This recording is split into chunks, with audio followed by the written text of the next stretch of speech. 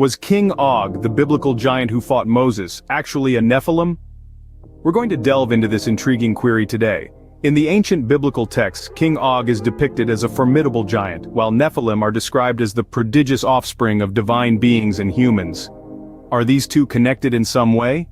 Could King Og have been one of these legendary beings? Dive with us into an exploration of ancient texts, interpretations, and theories. King Og, an intriguing figure mentioned in the Old Testament, ruled over Bashan. This king's story is one that captures the imagination, as it encompasses a realm of mystery and speculation. We first encounter King Og in the Book of Numbers, where it's written that he was the last survivor of the Nephilim, a race of giants. His bed made of iron was noted to be 9 cubits long and 4 cubits wide. Now, considering a cubit is roughly equivalent to 18 inches, this would make King Og's bed over 13 feet long and 6 feet wide, suggesting that he was a man of enormous stature. But King Og was not only known for his size, he was also a formidable adversary in battle. As the Israelites, led by Moses, journeyed to the Promised Land, they found themselves in conflict with King Og and his forces. In the book of Deuteronomy, we read about the epic battle where Moses, with God's assistance, vanquished King Og and his army, claiming the land of Bashan for the Israelites. This depiction of King Og in the Bible paints a picture of a giant king, a formidable warrior, and a significant obstacle on the Israelites' path to the Promised Land. But was this giant king more than a formidable enemy? Could he have been a Nephilim? The Nephilim, a mysterious race mentioned in the Bible, have sparked many debates. These enigmatic beings, often believed to be giants, are shrouded in controversy and intrigue. Flick through the pages of the Good Book, and you'll find the Nephilim described as the offspring of the sons of God and the daughters of men. Their story, as chronicled in the book of Genesis, is brief, yet compelling. The Nephilim are portrayed as mighty warriors of old, men of renown. Some interpretations suggest they were literal giants, their colossal size a testament to their divine lineage. Others propose a symbolic perspective, viewing the Nephilim as powerful rulers and tyrants of their time.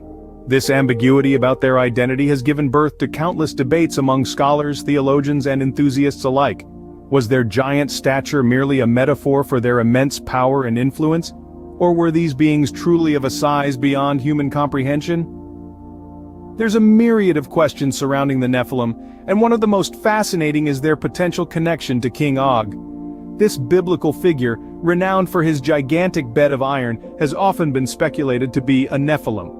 Could it be that King Og, with his towering presence and legendary might, was more than just a human king?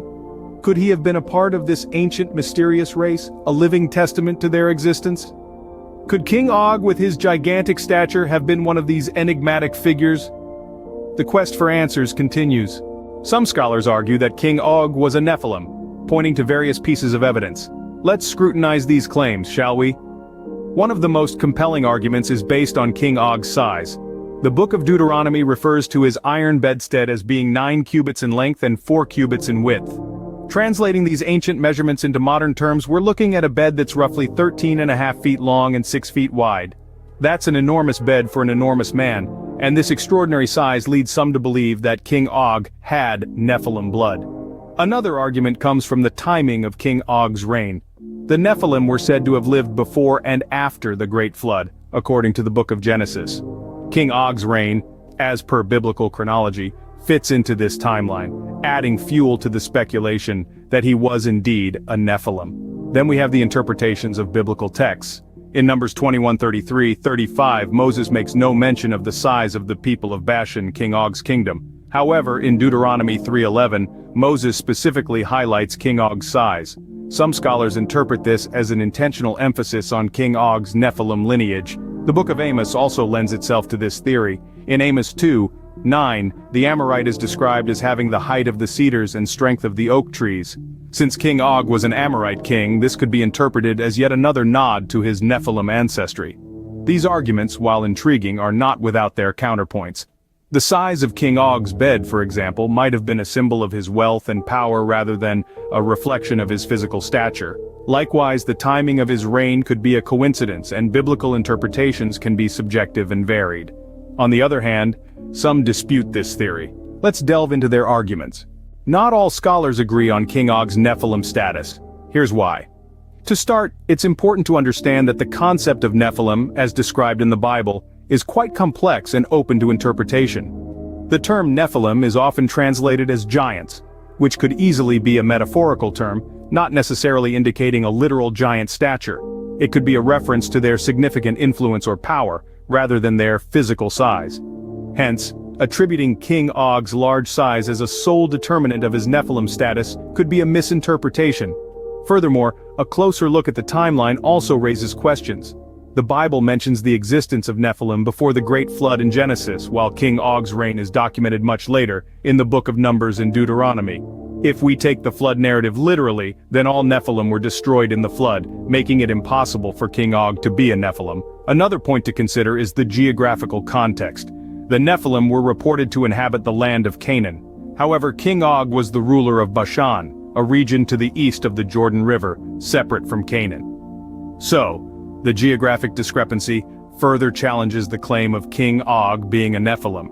Lastly, the Bible itself does not explicitly label King Og as a Nephilim. It certainly describes him as a giant, with his iron bed being 9 cubits long and 4 cubits wide. Yet, it never directly associates him with the Nephilim. This absence of clear biblical evidence can't be overlooked. In sum, while there are intriguing reasons to speculate about King Og's possible Nephilim status, there are equally compelling arguments that challenge this idea. The interpretation of the term Nephilim, the biblical timeline, geographical context, and the lack of explicit biblical evidence all make a strong case against King Og being a Nephilim. With compelling arguments on both sides, the question remains, was King Og a Nephilim? The debate over King Og's possible Nephilim status continues to fascinate scholars and Bible enthusiasts alike. We've journeyed together through ancient texts, dissected arguments and counterarguments, and delved into the intricacies of biblical lore. It's clear that the question at hand is not as straightforward as it may initially appear. Recall our exploration of who King Og was, a giant king reigning over Bashan, known for his extraordinary size and strength. His iron bed, mentioned in the book of Deuteronomy, presented as a testament to his gigantic stature.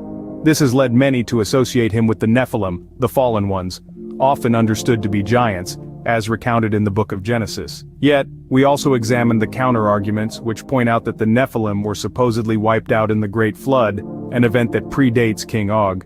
This chronology seems to rule out the possibility of him being a Nephilim. Moreover, the Bible never explicitly labels King Og as such, leaving room for interpretation. The complexity of this debate is a testament to the richness of biblical texts. These ancient scriptures are not just historical documents, they are intricate narratives woven with metaphor, symbolism, and allegory. They demand from us not just a reading but a study, an interpretation, a dialogue. In this dialogue, we bring our own perspectives, our own questions, our own doubts, and that's where the true value of this exploration lies. Not in definitively answering the question, was King Og a Nephilim, but in engaging with the text, wrestling with its ambiguities and emerging with a deeper understanding. The question of King Og's Nephilim status serves as a mirror, reflecting our own beliefs, assumptions, and interpretations. It challenges us to dig deeper, to question, to seek. And in that seeking, we often discover more about ourselves than we do about the text. So was King Og a Nephilim? That's a question you'll have to answer for yourself. It's a question that invites you to journey into the depths of biblical lore, to wrestle with the complexities of ancient texts, and to emerge with a perspective that is uniquely your own. Until our next exploration, keep seeking knowledge and questioning the world around you.